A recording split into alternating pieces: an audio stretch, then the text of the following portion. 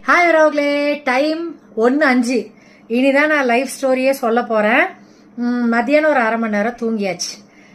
இன்னைக்கு கொஞ்சம் ஃப்ரீயாக தான் இருந்துச்சு பார்லர். ஒரு 4 or 5 ஐப்ரோஸ் மட்டும் தான் வந்தாங்க. ஒரு நாள் நல்லா ஓடும், ஒரு நாள் டல்லாக ஓடும். அதுக்கு ஒன்றும் பண்ண முடியாதுல்ல.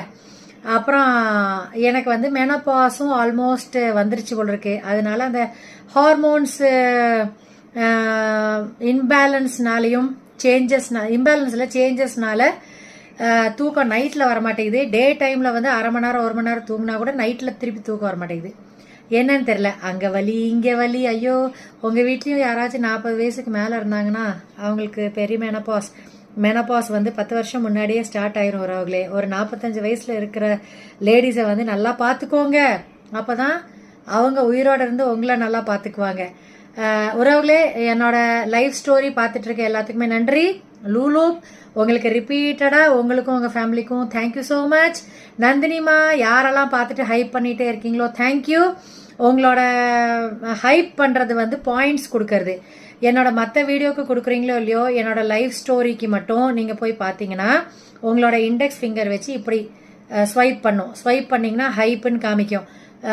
ஒரு 5 எபிசோடுக்கு தான் காமிக்கும்னு நினைக்கிறேன். 3ஆவதோ 4ஆவது எபிசோட்ல இருந்தா வந்துட்டு இருக்கு ஹைப்பு. அது ஒரு அப்டேட் யூடியூப் மாமா கொடுத்துருக்காரு. அது வந்து லீடர் போர்டில் எவ்வளோ பாயிண்ட்ஸ் நீங்கள் கொடுக்குறீங்களோ அதை வச்சு என்னோட வீடியோ வந்து நிறைய பேத்துக்கு ரீச் பண்ண வைக்கிறதுக்கு தான் நம்ம யூடியூப் மாமா வந்து இந்த மாதிரி ஒரு கசமுசாவை கொண்டு வந்திருக்காரு. அதனால ஹைப் கொடுங்க ப்ளீஸ். அப்புறம் பாருங்க, லைஃப் ஸ்டோரியிலேருந்து நல்லதை எடுத்துக்கோங்க, கெட்டதை விட்டுருங்க வரவங்களே. அப்புறம் டுடேஸ் தத்துவம், ஸ்ரீயக்காக்கு போருக்கு போகும்போது தான் தத்துவம் ஞாபகம் வரும். ஆனால் பரவாயில்ல, இப்போல்லாம் டெய்லியே போர் மாதிரி தான் இருக்குது இந்த மெனோபாஸ்ட்டை ஃபைட் பண்ணுறது. இன்னைக்கு தத்துவம் என்ன அப்படின்னா, பார்வை இல்லாதவன் கையில் கிடைத்த ஓவியமும் பாசம் இல்லாத கணவனின் கையில் கிடைத்த மனைவியும் ஒன்றுதான். அதன் மதிப்பு என்றுமே அவர்களுக்கு தெரிய போவதில்லை. சூப்பராக இருக்குல்ல? என்னோட எக்ஸுக்கும் அப்படிதான் வரவங்களே. எனக்கு அவனோட வேல்யூ தெரிஞ்சிச்சு. ஆனால் அவன் இன்ஃபீரியாரிட்டி காம்ப்ளெக்ஸு அப்புறம் டவுட்ஃபுல்னஸ்னால எங்களோட கல்யாண வாழ்க்கை வந்து முடிஞ்சு போச்சு. டாக்ஸிக் மேரிட்டல் லைஃபாக அது மாறிடுச்சு. யாரெல்லாம் கல்யாணம் பண்ண போகிறீங்களோ, ஆல்ரெடி கல்யாணம் பண்ணியிருக்கீங்களோ, சந்தோஷமாக வாழுங்க.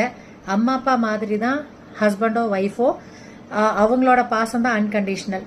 அதனால சந்தோஷமாக வாழ்கிறதுக்கு தானே கல்யாணம் பண்ணுறோம். லட்சத்தில் செலவு பண்ணி போய் கோர்ட்டு கேஸுன்னு லாயருக்கு கொடுக்கறதுக்கு நிற்கல. அதனால சந்தோஷமாக வாழுங்க. என்னோட லைஃப் ஸ்டோரியை வந்து பாருங்கள் என்னோட யூடியூப் சேனலில் ஸ்ரீதேவி பியூட்டி பார்லர்.